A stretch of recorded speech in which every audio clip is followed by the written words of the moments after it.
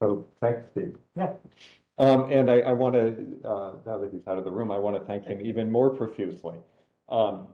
This is his brainchild, and I was lucky enough to be early in, be there early in the planning stage. I'm very, very enthused about what Frontiers has become and what I think it could become. We're still in the midst of trying to figure out what the modern world is going to look like, at least for the medium term. But I hope it's going to include an ongoing presence for Frontiers in any case. I found my hook only a couple of days ago for this presentation, and it may turn out that the slides don't actually match what I want to talk about. So in that case, I'm going to go with what I want to talk about because that always seems to work out better. One of the things I'm going to do is parse this bizarre title I have, The Path of Narrative in Homeric Epic and the Cooperative Adventure Card Game, Overt Right Composition and the Future of the Humanities. I'm Roger Travis. I'm a professor of classics and ancient Mediterranean studies, and also in courtesy appointment of digital media and design here at UConn. And since 2004, I've been studying connections between games and ancient epic. And as you'll see, if I even get to that slide, it started out with a comparison between Halo and the Aeneid. And it gradually grew into talking not as much just about video games anymore, and that part of that journey was GLS.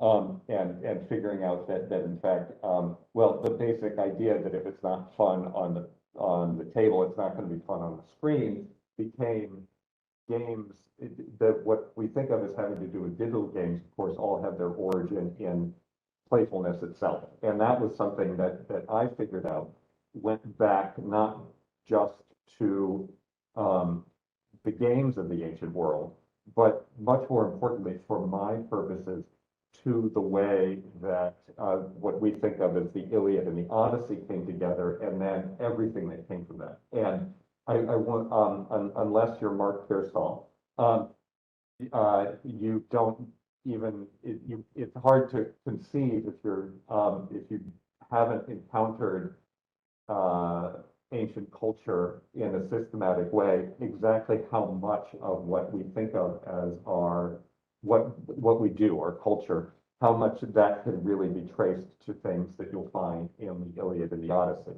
I guess I should say at the start, because this is in some ways a classics presentation, and classics has justifiably the reputation of being about dead white men, that it is that what we have in what we call Western culture, Western civilization, that comes from the Iliad and the Odyssey in a certain big sense, as I want to suggest.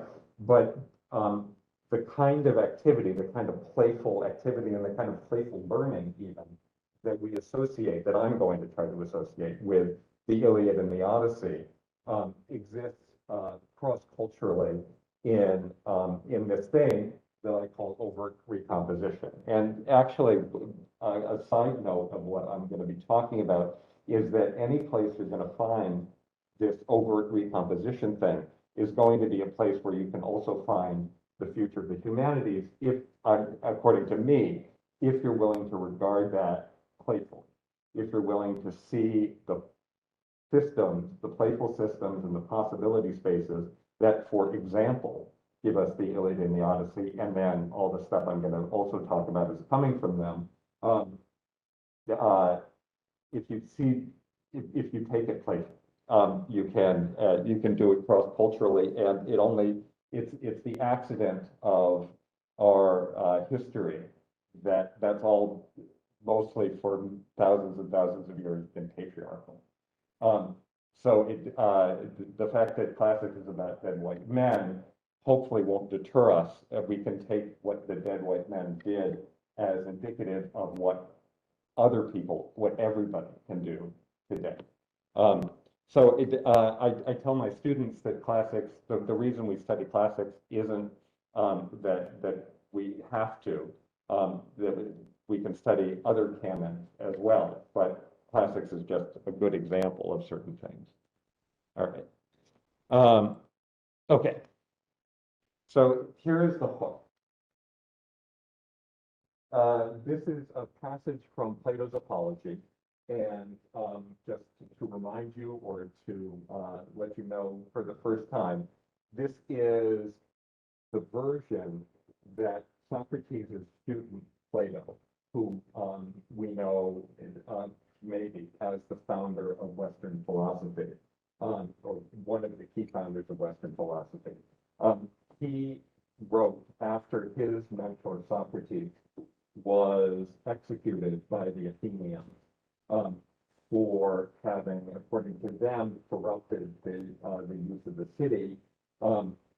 Really, probably more accurately, because he had been on the wrong side in certain political fights and was also really unwilling to shut up. Plato, after Socrates was executed for that in that very famous trial 399 BCE, wrote a version of what Socrates said at the trial. It's called the Apology of Socrates, usually, and that word apology, apologia, in the Greek itself means defense. So he was his speech in defense. And we know because somebody else wrote another version of the Apology of Socrates, that what Plato wrote was almost certainly not really especially accurate to what Socrates actually said.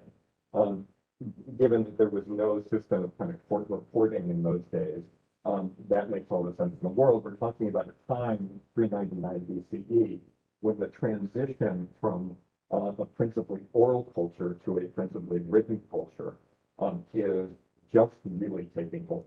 So, Apology of Socrates is one of the first kind of single written texts of what we came to think of as the Western canon. All of this is going to be really important, because at this moment, which I think is the key moment of the Apology, and which we have a version of in that other account, Xenophon's Apology of Socrates. Socrates compares himself to one fictional character in particular, and that fictional character is the famous son of Thetis, Achilles. Whereas, according to your view, the heroes who fell at Troy were not good for much. This is Socrates talking to the jurors, the men of Athens, who are assembled to judge him on the charge brought by, you just think of it as random jerks who decided to go ahead and charge Socrates. And the son were not good for much, and the son of Thetis, that's Achilles, above all, who altogether despised danger in comparison with disgrace. And when his goddess mother said to him in his eagerness to slay Hector, that if he avenged his companion Patroclus and slew Hector, he would die himself. Fate, as she said, waits upon you next after Hector. He, hearing this, utterly despised danger and death, and instead of fearing them, feared rather to live in dishonor and not to avenge his friend. This is Socrates' kind of ultimate defense of what he is doing, which is not to shut up and to keep trying to persuade the Athenians to do better. Because at this point, in various ways, they've been doing that. And this is also for Plato himself, the one who's going to go on and write all of the stuff that we think of as foundational to Western philosophy. This is the key moment for Plato as well, because as I'll talk about in just a sec, so much of what he does in the writing of his philosophy, first of all, is based on Socrates. I mean, anybody who's ever taken a course in Western Sim knows that Plato wrote a bunch of dialogues, and that Socrates is almost always the key character in those dialogues. Socrates here, and this is the main point, Socrates tells a story that we also, if we took a classics course, know very well. And we may, even if we haven't taken the class, of course, we may know this story well. This is the key moment of the Iliad that Socrates was talking about. This is the moment when Achilles decides that he is going to go back out to battle. Through a lot of the Iliad, Achilles has decided he's not going to fight. And that's how the whole plot of what we think of as the Iliad comes together. That he refuses to fight, and he's doing that. His refusal comes about in the Iliad as we have it because Agamemnon, nominally his overlord, in the story. This is also the story of Troy by Wolfgang Peterson. Agamemnon has taken away his prize. Unfortunately, his prize happens to be a young woman. And it's only after Agamemnon gives back his prize that Achilles is willing to go back out. The other thing that, of course, has happened is that Achilles' cousin, perhaps, according to some versions, probably his lover, more likely, Patroclus has died through his own mistake in putting on Achilles' armor, going too far, getting killed by Hector. Okay, so what we have in Socrates' version of that that moment in the Iliad is something that doesn't really correspond to the Iliad as we have it. Because in the Iliad as we have it, it is not because Achilles despises danger, and it's not because, above all, his mother comes to him and says, fate, as she said, waits upon you next after Hector. In the Iliad as we have it,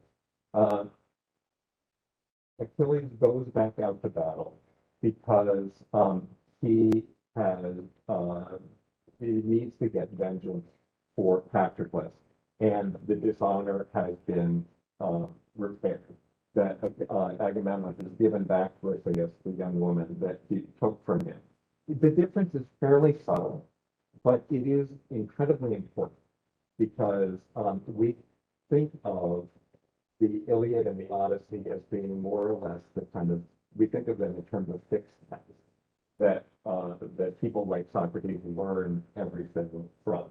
Socrates here is doing something that he was not alone in doing within the milieu of 399 BCE Athens. He's talking about the stuff, the books that he grew up on. He's doing humanities.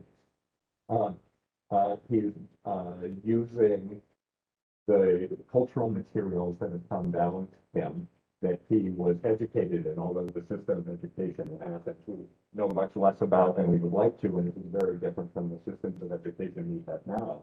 But this is precisely what humanists are supposed to do, which is to think about their own values and the values of society, make commentary upon the texts that have preceded them and culture that constitute the foundation of their culture, and then advise action or take action based on what they have figured out from those received materials.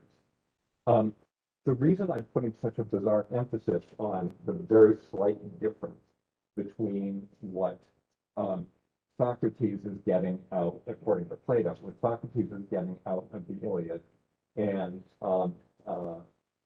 what is there in the Iliad as we have it, is that those those stories, the Iliad and the Odyssey, come down to us as fossils of what was once a living tradition.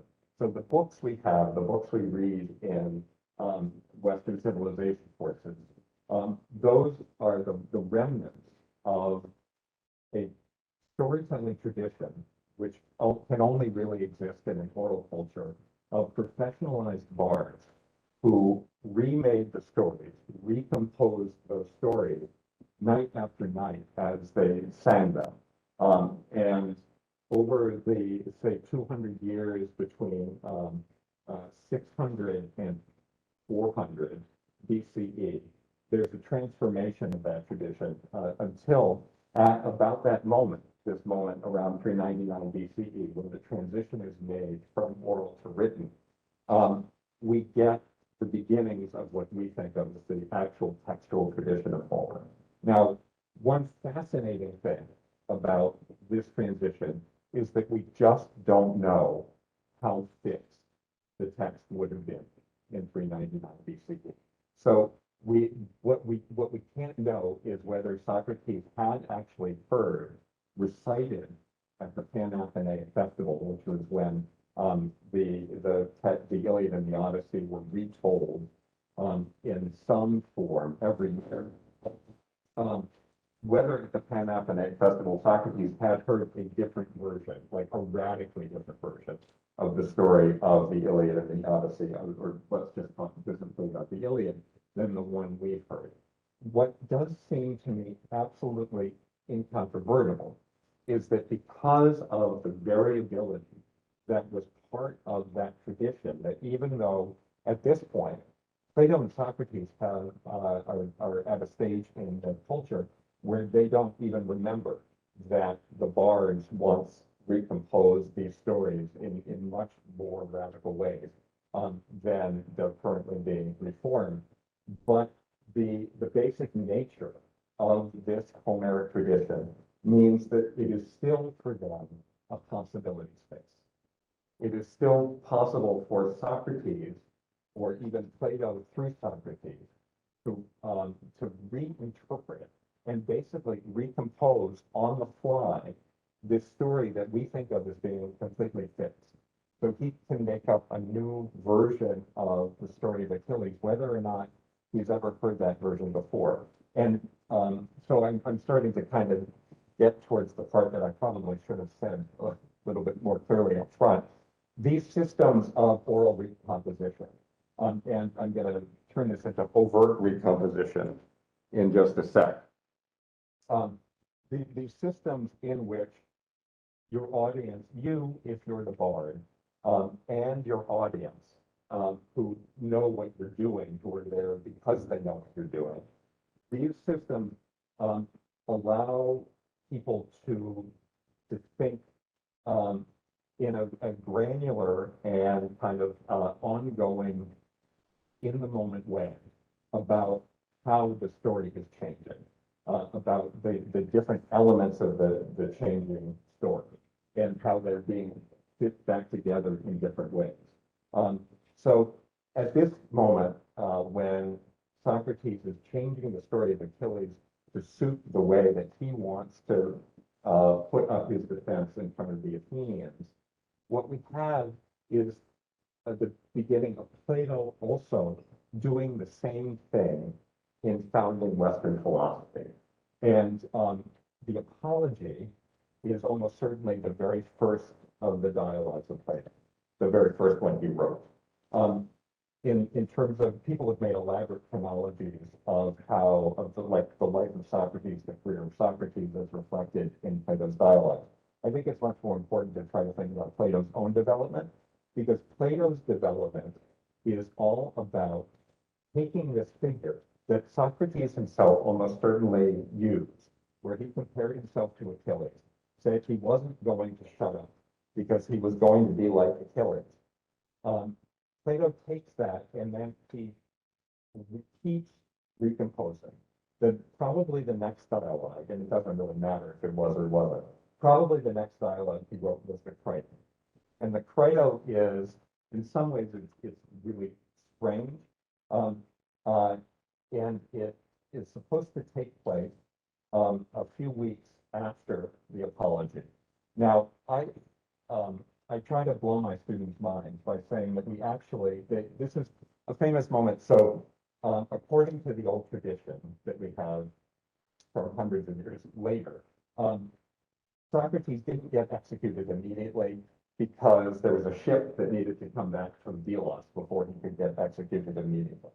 And the reason that we think that this happened, that some people think that this happened, although I no longer do, the reason a lot of people think that this happened is because of the Crito. Because the Crito is this dialogue that takes place when a friend of Socrates named Crito comes to the prison where Socrates is being held, waiting execution, and says, Socrates, please, you have to escape. We have a lot of money. We can help you escape. Nobody's really going to care. You can get out of here. And Socrates eventually says, no, I just am not going to do that. And he gives elaborate philosophical reasons why he is not going to desert his post. He's not going to escape from his execution. And this is all prefaced by in the first few pages of the Crito, Socrates wakes up and he sees Crito there and he says, Crito, have you been here long? And Crito says, well, not all that long. The guy, your prisoner, your prison warden is a friend of mine. I just gave him a little something and he let me sit here and I just like to watch you sleep so peacefully. And then Socrates says, yes, it's great that you didn't wake me up because I had this amazing dream. And this dream is, thanks, Mark. This dream is awesome because in it, he has his own experience of a moment in the Iliad that does come from a place that he's rewriting in the Apology. This is the famous moment when Achilles tells everybody that he has these two fates. He can either stay and fight, go back to the battle and die, or he can go home and he'll have a nice long life. And that's the decision he's making that Plato has him talk about in the Apology. What the dream is that a woman in white comes to him and says, on the third day, you would reach fertile Thea, which is the home of Achilles, which is the same thing Achilles says in the Iliad. That is, if I were to leave, it would take me 3 days, I'd be home, and I'd have this nice long life. And what is going on there is that Plato is reformulating the Iliad again. After having done it in the Apology, he's reformulating it again to say that the reason that Socrates did not take off, the reason that he stayed there was that he knew that he knew he had to make the Achilles choice. He had to keep making the Achilles choice. And what Socrates interprets this dream to mean to Crito is, they're going to kill me in 3 days. And Crito has just seen the ship that's coming back, and he knows that Socrates is going to die in 3 days. There's a hidden meaning. Plato is giving us this hidden meaning. And the hidden meaning is basically, Socrates is the new Achilles. Plato is the new Homer. And then I'll just add one final Plato thing, because I've gone down the Plato rabbit hole. There's that very, very famous metaphor, allegory, what have you, of the cave, where all of the prisoners know only the world of the cave. And when someone tries to wake them up and get them to go up out of the cave and see the real world, the truth, they say, no, no, no. They're playing a game down there. And Plato says this explicitly, had Socrates say this explicitly. The person who can name what shape is coming next in the shadows on the cave wall gets a prize, more or less. And the guy who comes down from the light, that is the guy who's supposed to be Socrates himself, he's seen the truth. When he sits down and he tries to play their game, he's really bad at it. And this is Socrates, like at his trial, getting killed because he's not willing to play the games that the Athenians play. He's not willing to shut up, more or less. And then Socrates says, they down there are like people who are the, would the person who has wanted to go down there want to be like them? No, he would rather be the meanest slave that works the earth than be king over them. This is from the Odyssey. This is the moment when Achilles meets Odysseus in the underworld, or Odysseus is the one coming down. Odysseus meets Achilles, and Odysseus says, Achilles, we gave you this awesome funeral. and you should be happy. And Achilles says, no, I would rather be the meanest slave who works on the earth than to be king over all of the dead.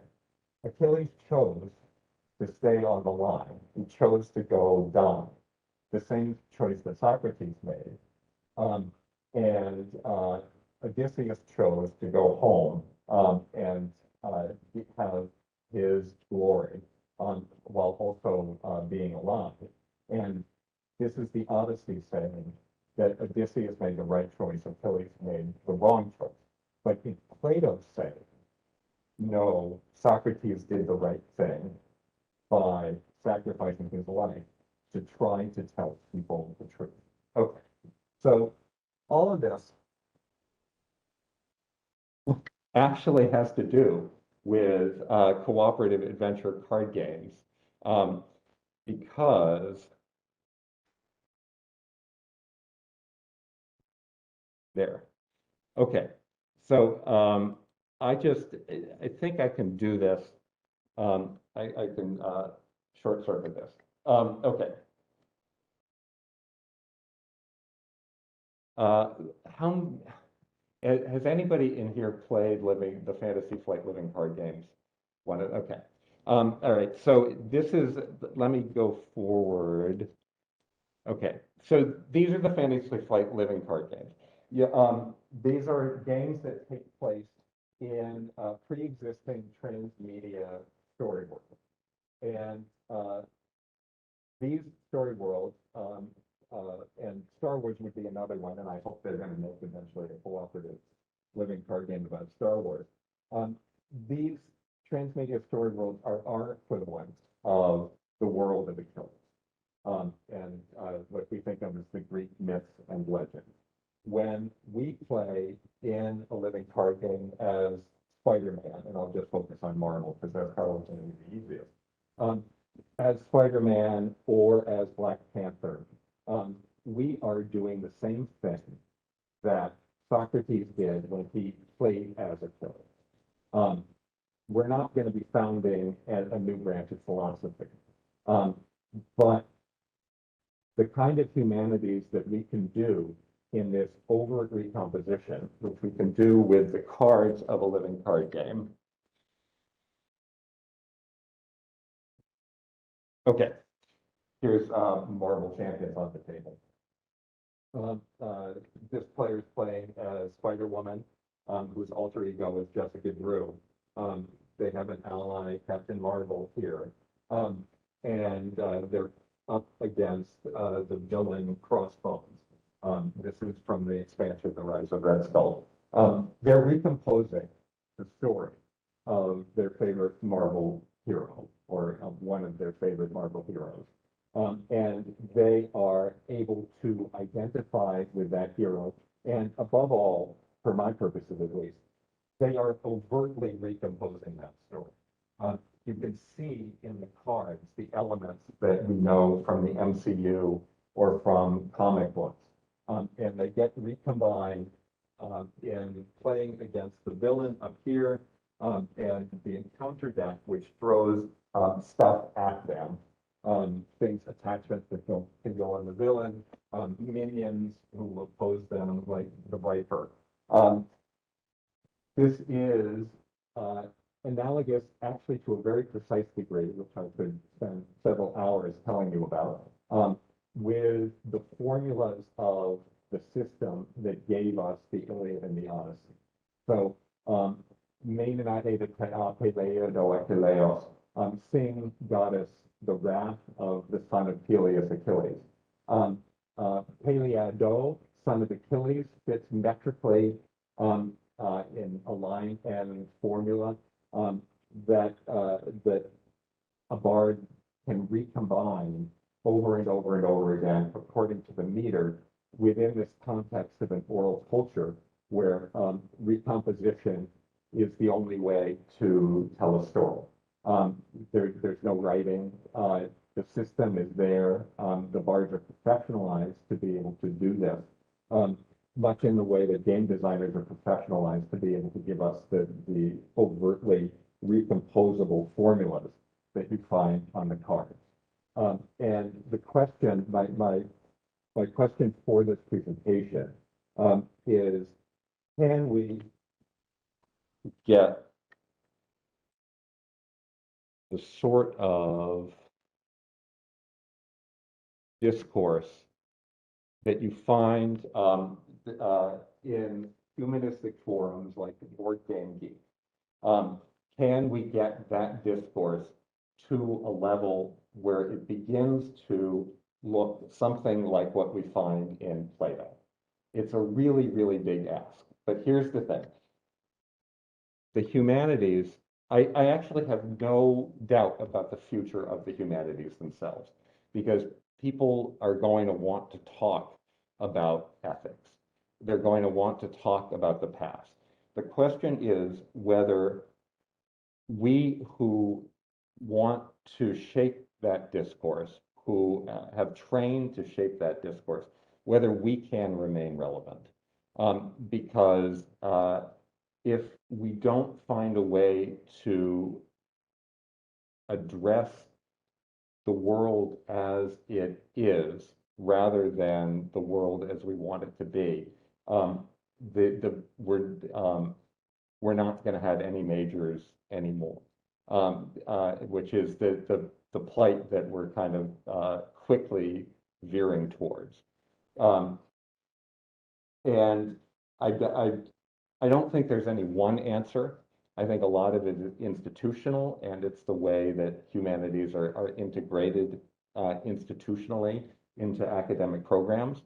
But one possible way in is to think about overt recomposition and the way that, not just in games, but in the MCU, for example, in movies, in comic books, that the culture that people like Martin Scorsese and now who's the other famous director, Coppola, I think, now went after the MCU recently, to ignore the system, the importance of the kind of playful system that undergirds what we see in the MCU and what we see in fan culture and all the culture of these transmedia story worlds, and to fail to address it as really the primary humanistic discourse of our time, is to doom ourselves to irrelevancy. And so, I mean, this has ended up being very ramshackle and very Plato heavy on the front, but obviously I want to keep talking about it. And so find me at lunch or find me later. And thanks very much.